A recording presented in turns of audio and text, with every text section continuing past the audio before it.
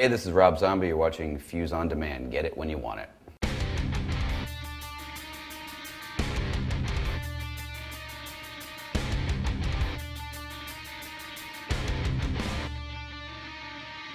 Well, it's very cinematic, it's very sarcastic, and it's about being a person that is part of pop culture that I've always criticized, being part of the landscape of cinema that I'm a fan of, and then, you know, trying to understand it all.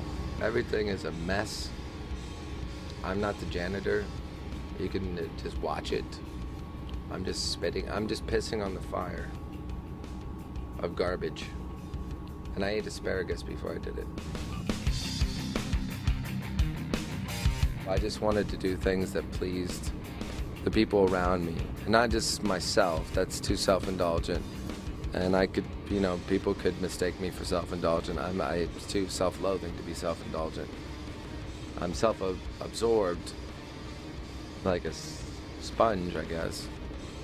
Because that's good, because if everyone else didn't absorb what I absorbed, then they would probably become chemically unbalanced. I guess I missed the memo on that earlier in life. You write songs to communicate with people, not to alienate people. But it doesn't mean you have to write songs that are simply biographical or simply, I guess, you know, in comparison to my last record, Eat Me, Drink Me, I think that record, which we don't play anything from, is too associated with the period in my life that I think is where I was a broken person trying to find my identity. We had a breakup that was awkward. It was like a fight with a girlfriend or a brother. What he and I had together, this best friend connection, and I didn't have that anymore. So I was sort of floating in space without a best friend. And I think I expected a lot, or maybe too much sometimes. I'm sure if someone would have called, if one of us would have called each other the next day, it wouldn't have taken 6, 7 years to repair. When I saw Twiggy, I was at the Roosevelt Hotel, and it was right before Christmas, and we hadn't seen each other in years.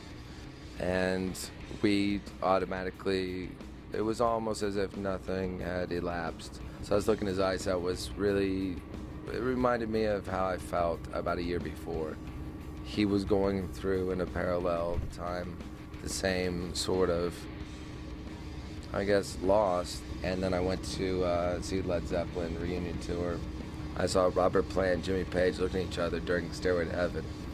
And I'm imagining these guys saying, hey, you realize we wrote Stairway to Heaven? And just having the laugh in their head. And I felt bad because I didn't have Twiggy to say, hey, we wrote Beautiful People, dub shows. And I just didn't have that connection.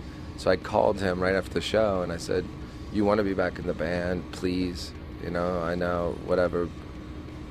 And he was, are you serious? And so we automatically kicked out the Swedish guy that was in the band. And, you know, so he came back and he was playing bass. And we finished that leg of the tour.